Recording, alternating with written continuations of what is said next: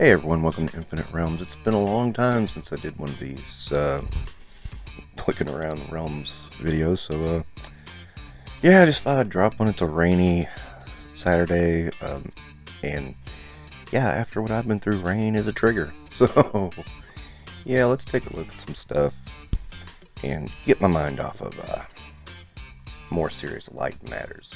Cleanup from the floods going okay, but slow. So, I don't even know if I talked about Miss Marvel before the flood, but finished that, loved it, thought it was great. She-Hulk, 4 episodes in, really enjoying that one. And I finally got to see Thor: Love and Thunder. Really loved it. You guys who said it was silly didn't prepare me for those tear-jerking moments. Yeah, I kind of see where Taika Waititi was, I probably just butchered his name, of course. I think everybody butchers his name. But I kind of see where he was trying to balance the comedy with the real tear-jerking moments. And, yeah, now you're saying, oh, you're just an MCU shill. Because, MCU is bad, man. What? And I see a lot of complaining about MCU.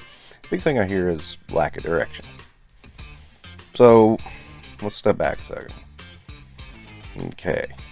This is basically phase 1 all over again. What was phase 1? All introduction. How much time did Thanos get in phase 1? 3 seconds? We kind of know who the big bad is because, the next Avengers movie is called Kang Dynasty. Hint. And He Who Remains, we already know is Kang. So he's made an appearance, and yes, there's been more MCU stuff, but if you look, it's about equivalent. So that's what I say about that. I mean, a lot of this is introduction. You're not going to get stuff. I mean, think about Captain Marvel, Ant-Man. Those didn't have much to do with the overall story either. So, and again, if I'm an MCU shill, okay, I didn't like Eternals. I didn't like Black Widow. Didn't like Captain Marvel. Still hate Iron Man 3. And Iron Man's my favorite. So, I mean, come on. Okay, moving on. Saw this movie on Amazon called Samaritan. Had Sylvester Stallone. It's a lot better than I thought it would be. I recommend it. Give it a try. It's a little predictable, but not bad overall. I thought it was pretty interesting. On Freevee, since it's free, anybody can watch it. A show called Sprung is kind of interesting. Same guy who did My Name is Earl. You should check that out too. It's pretty funny, pretty entertaining. If you like My Name is Earl, hey, there you go. That's all you really need. Okay, some more TV and movie stuff. The new Game of Thrones spin-off series, House of Dragon. I find it to be okay. It's not great. A lot of people are going on about it. I don't think it's quite as great as Game of Thrones. I do enjoy Matt Smith, but but it's watchable. I would watch it. New Lord of the Rings series is out too, and again, that's pretty enjoyable. It's not perfect, not great, but has some really good parts. I kind of feel, it's either getting boring. I feel that's about both of them, by the way. It's either getting boring or it's really great. Some really great scenes. It just depends. But the great parts far outweigh the boring parts. So, give it a shot. So, moving on to toy stuff. Saw a couple of videos now that are really complaining about G.I. Joe with their distribution and da-da-da. And, well, you know what? It's basically the same thing that has been said about G.I. Joe from the beginning. Too many of the same character. Distribution's wonky. Things, and people have given up on the line. And that's fine. I mean, I can understand that. I can understand the frustration. I went through it with everything from the 25th anniversary on up in the 3 3/4 inch line. But that's what amazes me is it's the exact same thing. It's like nobody learned anything from the previous lessons. and previous mistakes. It's the exact same thing every time. So, also, Marvel Legends revealed a Ghost Rider. And it's pretty much a repaint of the Johnny Blaze. Price point is $27. It's a little high, but man, it's Ghost Rider.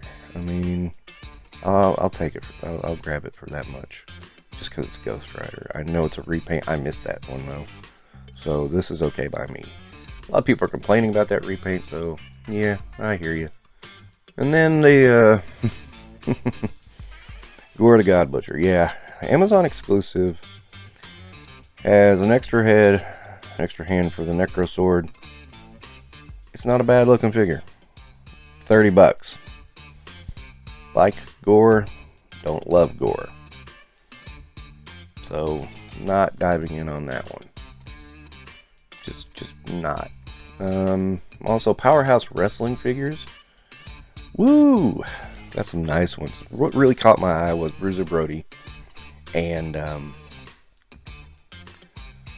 Magnum TA. That's two of my favorites when I was an early wrestling fan. And the hard part about this is the price point. There's supposed to be some discount codes though, bundles, and we'll see how this goes.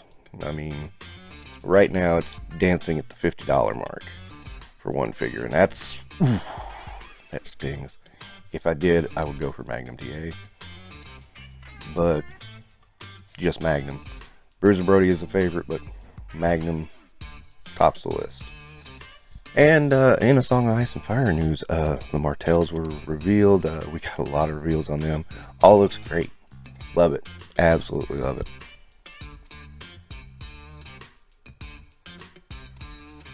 Okay, so the end of this, I'm going to wrap up with, well, you know, and I'm kind of stealing this from Kyle Peterson. You know, he does a bunch of news, and then he does his buys for the week. So I'm kind of getting rid of the haul videos because I don't know, those kind of lingered and didn't get a lot of stuff, and just cutting it up into individual reviews. So on this picture you can see a whole lot of stuff. This was right before the flood, and this was going to be the haul right before the flood. And as you see, you know, you've seen a lot of these, like Titanium Man, Roddy Piper, Armored Daredevil, etc. The rest of them, Miss Marvel, Mach 1, Malekith, Grey Gargoyle, Storm, still need to happen, and they're going to happen. So just keep your eyes open for that. And of course, then I just did a group shot of these guys. These guys just came in before the flood, but I hadn't even opened the boxes yet. Lex Luthor in his armor. I think I put that up already. Or that is scheduled for tomorrow, I don't know. Kind of a retro review on that one. Silver Samurai, Shawn Michaels, the Big Boss Man. And I got these two Hiya Toys. I'm going to do them together with RoboCop and Wonder Woman. And I got a pretty good deal on those, but I'll let you know my thoughts when I do that review. So in addition to that, stuff to keep on the lookout for, I've got an Alley Viper. That should be fun. I did a crazy trade that I will talk about in a review for Doc Ock. I do love the figure though. Great figure.